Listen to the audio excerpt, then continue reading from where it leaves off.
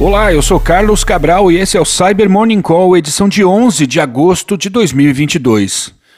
Começamos falando sobre a descoberta feita pela Volexity de mais de 1.000 instalações do produto Zimbra Collaboration que estão comprometidas nesse momento, tendo sido alvos de ataques de múltiplos grupos. Para entender essa história, é preciso compreender o histórico da vulnerabilidade CVE 2022-27925. Documentada originalmente em abril, essa vulnerabilidade afeta as versões 8.8.15 e 9.0 do Zimbra Collaboration e pode ser explorada abusando de uma função chamada mbox import, a qual interage com arquivos no formato zip. Segundo a descrição oficial da vulnerabilidade, um usuário autenticado com privilégios de administrador teria condições de fazer o upload de arquivos maliciosos por meio do abuso do mbox import. No entanto, se um usuário tem privilégios de administrador, ele pode tudo, então essa não seria uma vulnerabilidade relevante, correto? Acontece que o pessoal da Volexity estava observando mais e mais evidências de que a falha estava sendo abusada por gente que não tinha qualquer privilégio no Zimbra Collaboration. Estudando o caso, os pesquisadores encontraram uma vulnerabilidade de bypass na autenticação e é essa falha, que ainda não tem um CVE, a qual está sendo explorada em conjunto com a CVE 2022-27925. Segundo os especialistas, o ataque tem afetado organizações governamentais, entidades militares e empresas globais com bilhões de dólares em receita. Atualizações para os dois problemas já estão disponíveis. E a Cisco publicou um relatório ontem sobre um ataque contra sua rede corporativa, ocorrido no final de maio.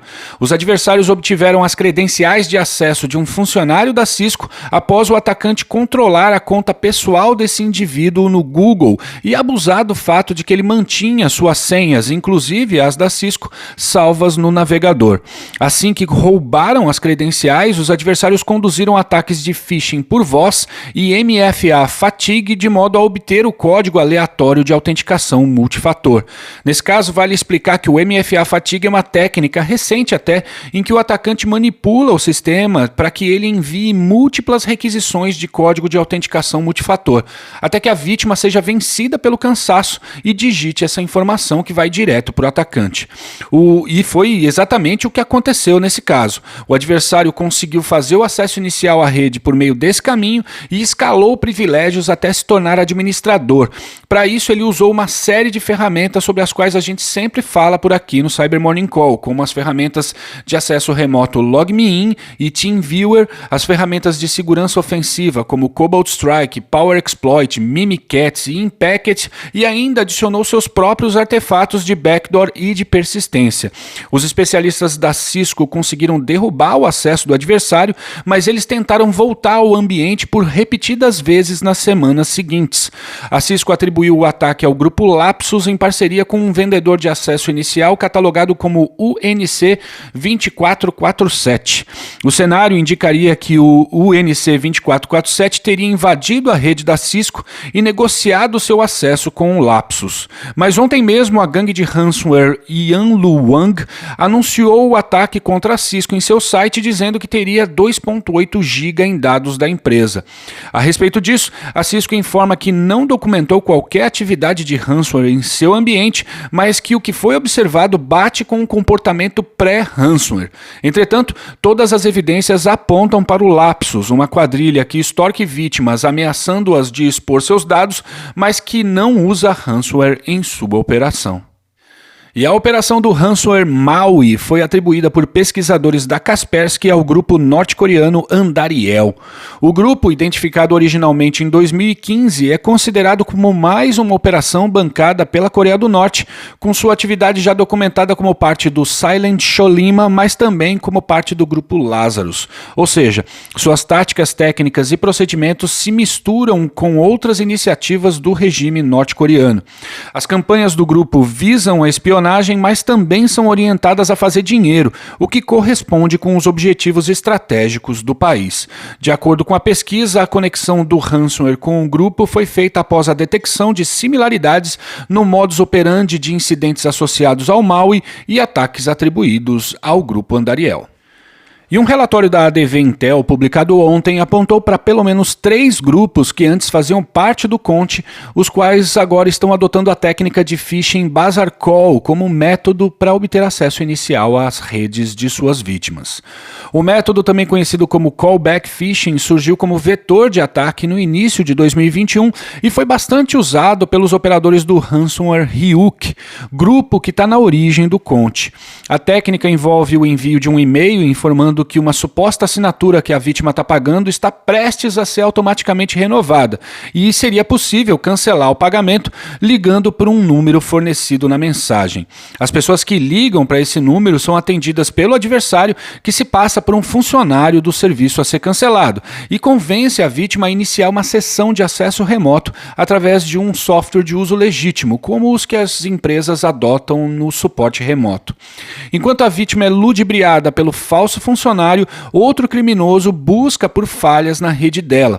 Segundo o estudo, existem evidências dos grupos Silent Ransom, Quantum e Roy Zion utilizando essa técnica, todos eles com histórico na operação do Conte. A ADV Intel afirma que os membros do Silent Ransom, também rastreados como Luna Month, eram responsáveis pelo gerenciamento de campanhas do Bazaar Call que visam pelo menos 94 organizações, concentrando-se em roubar dados e extorquir as vítimas. Já a gangue de ransomware Quantum começou suas operações usando a técnica em junho desse ano e contratou indivíduos especializados em spam, open source intelligence, design e operadores de call center. O grupo ficou conhecido pelos ataques contra o governo da Costa Rica e surgiu em setembro de 2021. Seus alvos são empresas de alto renome, cujo comprometimento é feito por meio de e-mails e informações compradas de outros adversários. Por fim, o Roy Zion foi responsável pela criação do próprio Ryuk e, segundo os pesquisadores, é o mais experiente dos 3.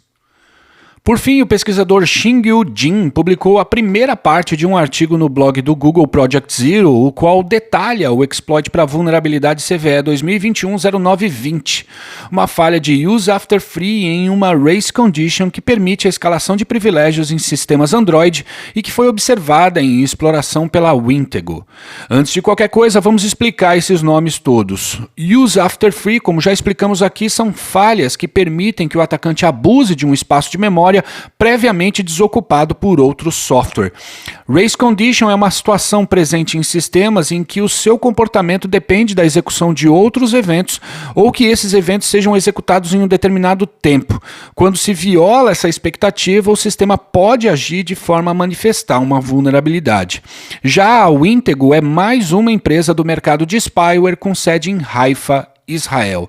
Voltando à CVE 2021-0920, essa é uma vulnerabilidade que afetava o navegador da Samsung, mais precisamente um mecanismo ligado a esse navegador chamado Garbage Collector, ou coletor de lixo, cuja função é periodicamente remover objetos sem uso na memória. De modo geral, o que acontecia é que o atacante abusava do timing do coletor de lixo, de modo a explorar um objeto no mecanismo de autenticação e obter privilégios adicionais. O documento é extenso e bem detalhado. Aos escovadores de bits, vale a leitura. E é isso por hoje. Obrigado por ouvirem o Cyber Morning Call e tenham um bom dia. Você ouviu o Cyber Morning Call, o podcast de cibersegurança da Tempest. Nos siga em seu tocador de podcast para ter acesso a um novo episódio a cada dia. E para saber mais sobre a Tempest, nos siga no Instagram, Twitter e LinkedIn ou acesse www.tempest.com.br.